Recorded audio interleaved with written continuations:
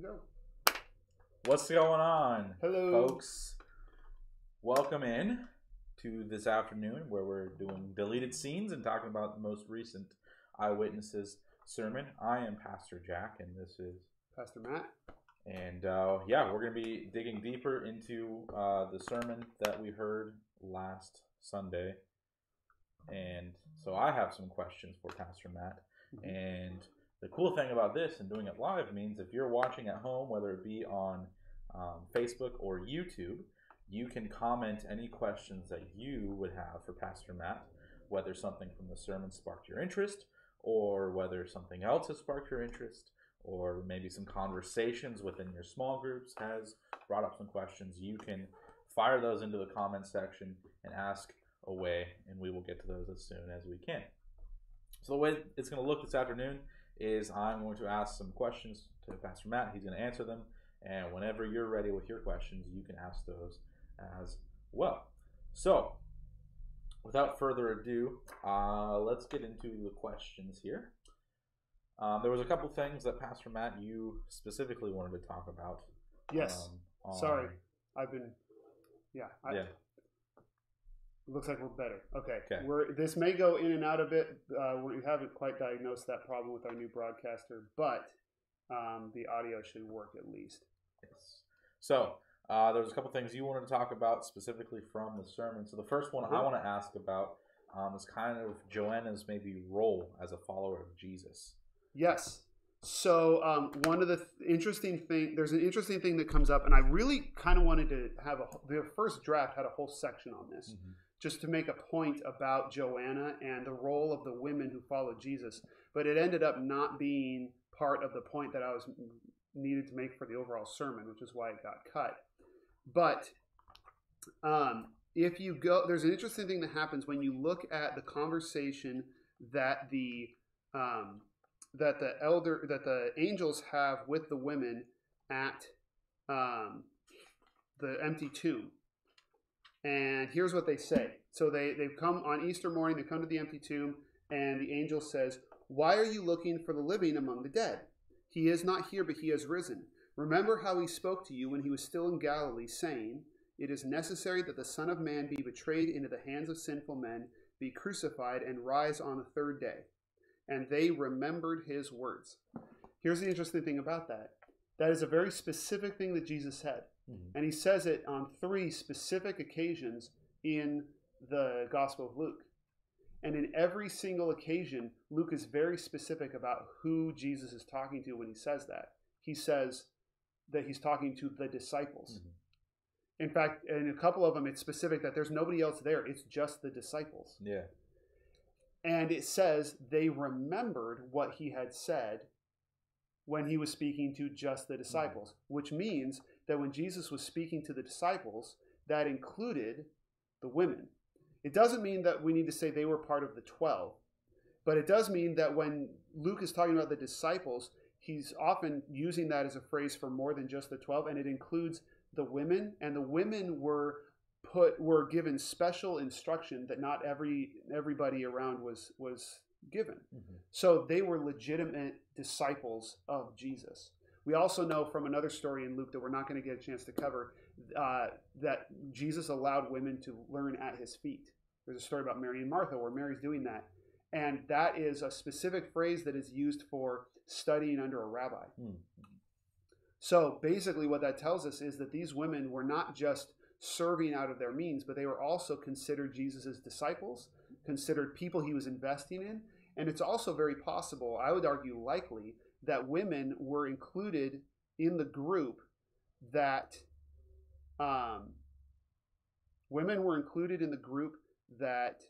of 72 people that Jesus sent out to spread the gospel. We've just lost picture, which has never happened to us before, and I'm not sure why. I know why.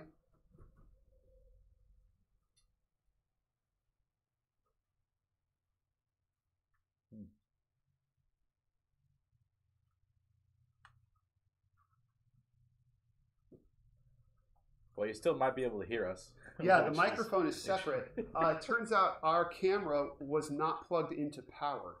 Also, it turns out I shifted it a little bit. when I was plugging it back in. So there we go. Live television, what can you do? This is fun. Yeah. So that's what we can tell about the status of the women that follow Jesus. Yeah. So the next question I have for you apparently is one that kind of came up in your small group on Wednesday. Yes. So but you came up with it separately. So I didn't even talk to the person that asked it. So this apparently is a question that people are curious about. The people want to know. People want to know. The people want to know what happened to Joanna's marriage. Yes. We don't know. Okay. But we might have, there are some possibilities.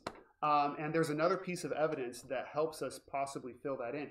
And it's also, in the sermon, I talked about how there was a theory about what happens to Joanna in the future after the resurrection. Yeah.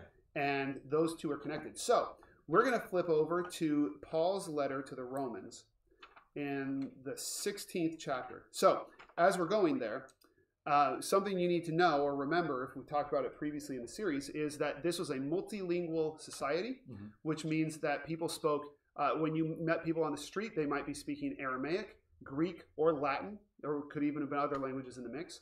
So people who lived in these societies often had names in multiple languages. So Simon was also called Simeon, or Simeon was also called Simon because Simon is Greek. And so Joanna was part of Herod's court, and Herod's court spoke Latin predominantly, and so she would have had a Latin name, and that Latin name would have sounded like Joanna. Okay? We also know that Joanna was a Jew, and that she was an apostle in the sense that she had witnessed the resurrection of Jesus. Okay? So, Romans 16, verse 7. This is the end of the letter Paul is writing to the Romans, and it says, "Greet Andronicus and Junia, my fellow Jews and fellow prisoners. They are noteworthy among the apostles, and they were also in Christ before me." Now, different Bibles translate this differently. Some of them say, and actually this one says noteworthy in the eyes of the apostles. That's a faulty translation. What it means is they were noteworthy people, well-known people among the apostles. So Andronicus and Junia were apostles. That means they saw Jesus. Junia is a Latin name that sounds a lot like Joanna. And he says she's a Jew and she was in Christ before him. So she's a very early Christian, which means it's very possible that Junia is Joanna, just going by her Latin name. In which case, there's two possibilities. Number one is that Andronicus is Chuza's Latin name, which wouldn't quite fit the pattern because Chuza and Andronicus don't fit at all. Yeah. But it's not completely unheard of that people would choose kind of a random language name in the other language. It's also possible that Chuza divorced Junia, and that Junia ended up marrying, or Chuza died, and that Junia ended up with somebody else named Andronicus, marrying someone else named Andronicus. Sure. But either way, she ended up as part of a couple who were missionaries spreading the word about the resurrection. Okay. All right. So the question that we just got on Facebook kind of relates to this whole topic of, the marriage aspect of it. Yes. Do you think Joanna's husband knew she was a follower of Jesus, or would have approved of that, of her being a follower of Jesus? He would have known because she wasn't home. Yeah. She wasn't in Tiberias. So unless she lied about why she was gone, he knew. She had access to the money, which tells me that she either had money, like she inherited money on her side that he didn't have control over, or he allowed her to spend the money that way. But we don't really know how he felt about it. Yeah. And there's a couple of, it is possible. The fact that we have his name might just be telling us that he's connected with Herod. It might just be giving us a connection. I think the fact that we're given his name means that he became a Christian, which means that he knew about it and was eventually won over. Sure. But he wasn't on the road with them. Yeah. Well, I guess either he wasn't on the road or he wasn't an eyewitness that Luke talked to. Yeah. But Luke makes no mention of him, which means he wasn't important to Joanna's story. So something this conversation has kind of like sparked an interest in for me was this a common occurrence maybe for you talked about how the woman would commonly be the one that runs kind of the money and pays the bills and things like that, and typically would also give to teachers or whatever. Was it common for the woman maybe to go and be a part of that movement that she was giving to, or was this kind of a different and unique situation that Joanna was doing? It wasn't common for women to handle the money. It was common for women with money to spend it to support preachers. We have no examples of women actually going on the road with teachers. Which we talked about that in the sermon, how that makes it really unique that she made that decision, because she and the other women, they were following Jesus in a time when women didn't follow rabbis. They didn't go on the road. It was very unusual and unexpected. Sure. So you talked about in the sermon how all of us kind of start off as the lost brother, right? And are kind of seeked by Jesus, and when we're won over, then we kind of begin this process of becoming kind of the older brother. At some point, we will become the older brother. Is there one specific track or one specific road that we follow in becoming the older brother, or is there a lot of different kind of paths that people take to becoming the older brother? Well, I think we all end up in the position of the older brother. Because we all get found. And one of the things we as American Christians especially want to do is we want to try and stay in that recently found stage as long as we can. And a lot, I think, of worship sometimes worship songs can be about like just trying to live in that moment. Like Jesus found me, he's finding me now, I'm the center of attention. But there's a next person, and there's supposed to be a next person. So Jesus moves his focus on to the next lost person. It must have happened with Joanna. Where the different tracks come in is that we get to decide how we are going to react as the older brother. We get to decide, are we going to act like the older brother in the story, or are we going to act like Joanna? Are we going to resent it, or are we going to participate in the celebration and in the mission to find lost people? Sure. So maybe kind of carrying that conversation forward, why shouldn't we take offense when Jesus kind of takes his focus off of us and puts it onto another person who needs to be found? Why shouldn't we be offended or be upset with that? Well, I think it's because the fact that we were found was the reason we were a priority in the first place. Like I didn't get special attention from God when he found me because I was the most important person in the world, or because I had earned anything. It was because I was lost, and he cares about lost people. And so that was what got me that focus in the first place. So it would make no sense. Like, it would make no sense for me to expect that focus to stay on me when I'm no longer lost. And I don't want to live in a world where God gives the focus on the people who deserve it the most. Because I'm not that person. I don't deserve it the most. And if I say, okay, he found me because I was lost, but now I want him to focus on me because I deserve it, that's just bad logic. None of us deserve it. And so it's the only way we get to be found is if God cares about lost people and seeks them out. So we just have to be consistent and recognize that it's not about just me. It's about all of God's people. It's about his whole mission for humanity. So much of American Christianity is about Jesus and me, and the Bible doesn't really talk about Jesus and me. It mainly talks about Christ and his church that we're called to be a part of. And that's a different mentality. Sure. So don't forget, you can also comment your questions that you have, whether you're on YouTube or Facebook. I'm unable to see if there's anyone watching on YouTube. If you are, welcome. We're happy you're here. I can see there's a few people watching on Facebook. Welcome. We're glad you're here. My computer will not run YouTube without freaking this out. So I'm actually going to pull it up on my phone just in case anybody has commented on the YouTubes. Not according to what I have up here in terms of the top chat.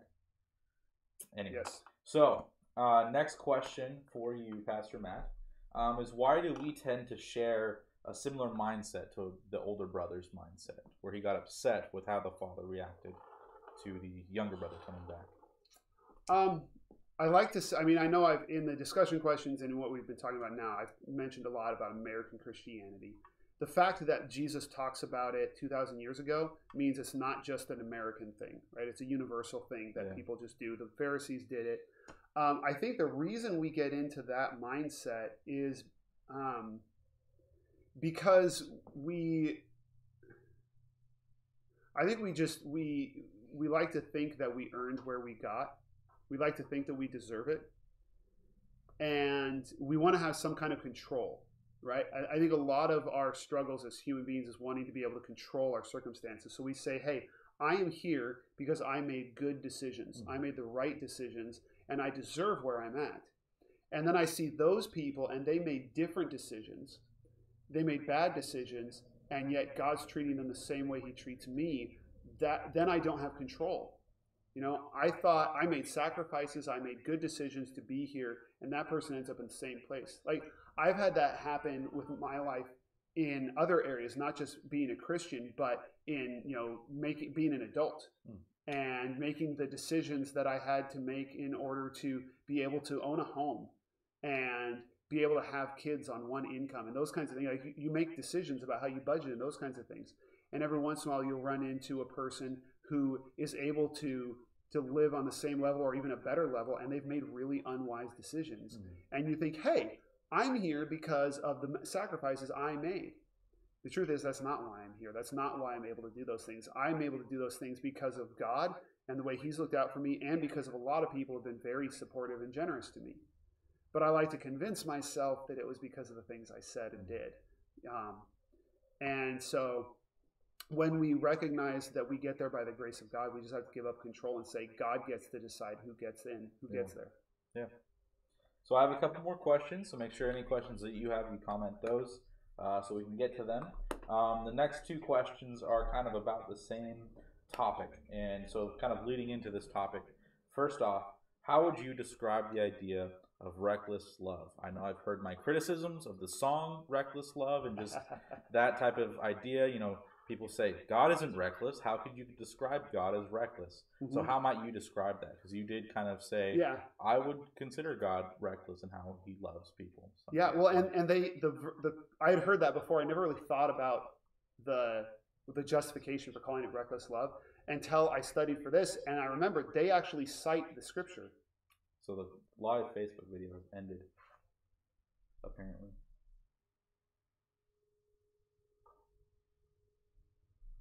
It's disconnected. And it's back up. This is weird.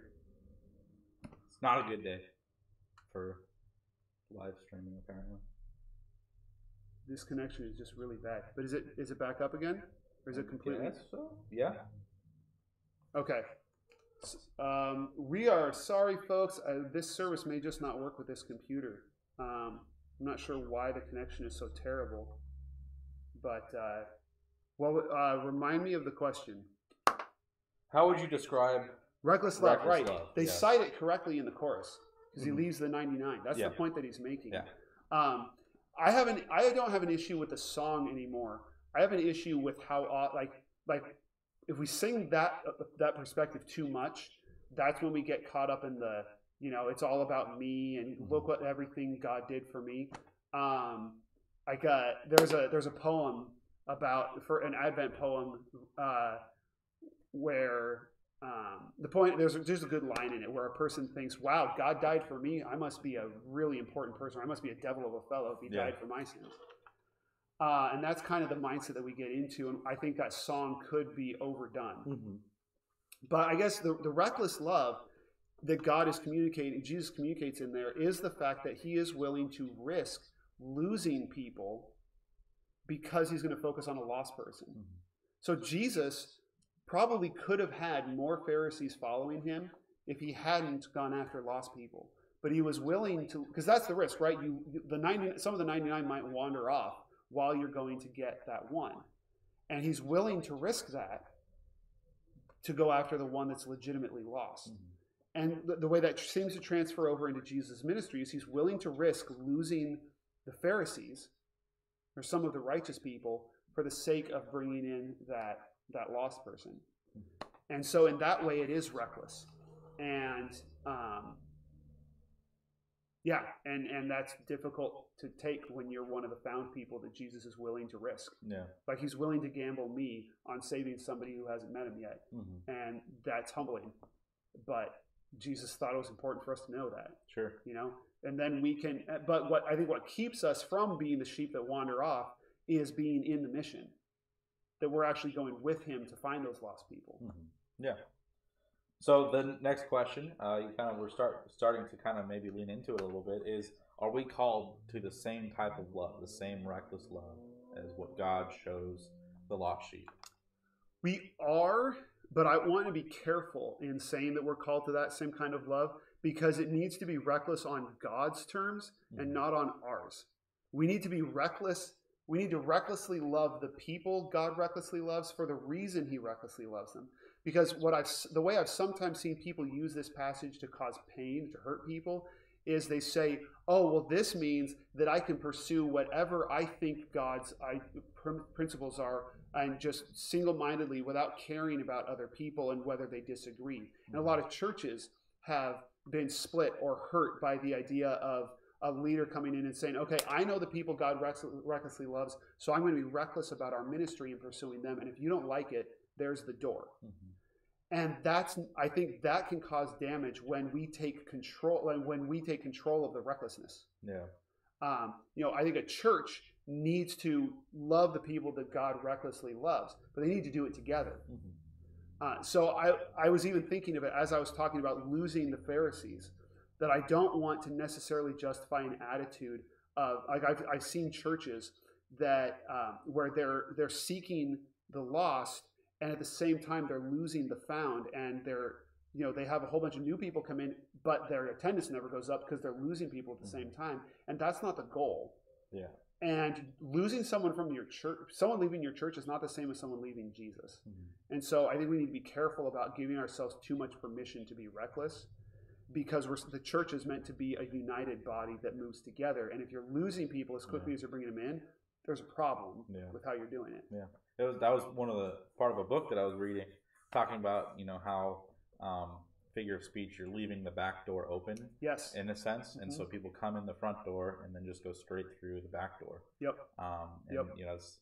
It's a tragic thing to see, and that's something that you want to avoid, especially as church leadership. You want to be retaining people and sparking people's interest and getting them involved with the mission of then finding the lost sheep as well. So yeah. Yep. All right, so I have one more question that is the off-topic question. And so this is the time, if you have any more questions that you want to comment for Pastor Matt, to get those in the comments section. This off-topic question is always a fun one to talk about.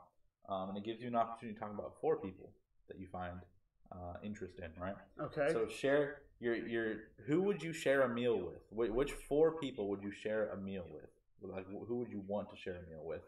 And they could be living or dead. And I want to not because I assume that Jesus probably would be on that list. That's too easy. So I want to exclude Jesus from this list because I think he'd be on my list for sure. But if we're saying which 4 outside of Jesus, who would it be? Oh man, I think I'll do 2 living and 2 dead. Okay. I would want to sit down with my dead choices are Soren Kierkegaard. Soren Kierkegaard was a Danish theologian in the 1800s. I wrote my master's thesis on him, and he's been really influential on me, and just a very fascinating person. So I think I would pick Soren Kierkegaard. Also, he wrote some books of like dialogues around feasts. He was a connoisseur, and so he would be good to have at a feast. Sure. And then Jeremiah, the prophet Jeremiah, would be my second one. I'm going to add a third dead one. Okay. And take off one of the living ones, because then I'd also have to add Carl Ketcherside. Carl Ketcherside was a Church of Christ evangelist who was very influential in our movement for calling churches to unity. And his writings have had a big effect on me. And I would love to be able to talk to him. And then, no, you know what? We already talked about John Foreman. So for the sake of variety, instead of John Foreman, I'll go with the other living person. That would be Tim Mackie. Oh, okay. Yeah. Tim Mackie, who I have actually met. Yeah. He was right up the road from us, isn't he? Yeah, he's in Portland. Yeah. And he's the theologian in residence at the Bible Project, which I think is a really great ministry. And the podcast is great, and I just would love to sit down and talk with him. Sure. So, yeah, I think that would be my group. All right. That's a good question. Group. That's a solid group. Thank you. Yeah. Thank you. There'd be a lot. That'd be a very scholarly, I feel, group to be amongst and talking with. Yeah. You know, because just me processing who I might be, it sort of just goes to athletes and things like that. And I'm like, this would be a very different experience than having dinner with these guys, and as opposed to, you know, who you're talking about. So I don't think I'd want to have dinner with all four of them at once, though. That wouldn't be enough time. I'd want to have dinner with, like... That'd be I feel like having dinner with all four of them at once, though, would be like the conversation would just keep elevating from where it starts, you know, just keep going up and up and up. And just like one guy would chime in and the other guy chimes in, you know. So. Maybe, but it also might be like trying to make a football team out of all quarterbacks. That's fair. You know? Yeah. Or like a basketball team that's just point guards. Like, that's just not... yeah. They're all trying to do the same thing. Yeah. They're all trying to be the point guard. Yeah. Yeah. I feel like it'd be kind of cool. But. Yeah. I hope so. Yeah. I like it. All right. Well, that concludes my questions, and I don't see any more questions here on the Facebooks or on the YouTubes. So that would mean that today, Deleted Scenes is over. Yes. I don't know where my brain was going with that. I just kept saying words that sounded correct. Let's build tents. Yeah. Yeah. So, Deleted Scenes, thank you for joining us here on Deleted Scenes today. Join us next week, next Thursday, as we'll be talking about something that he's preaching about. What are you preaching about this Sunday? Oh, man, it has been a rabbit trail. Bunny trail. Rabbit trail? Rabbit trail is when you go off topic. Yeah. Rabbit hole is when there's just so much that you just dive into it, and it's like, you know, like so both being of those. Fed by a fire hose. Yeah. Is the way we talk about it, right? Yeah, drinking from a fire hose. This is a rabbit trail that leads into a rabbit hole. Sure. We're talking about the Transfiguration. Oh. And it's just like I still have to finish the sermon notes because it's taken me this long to just get my thoughts organized and do the reading and stuff.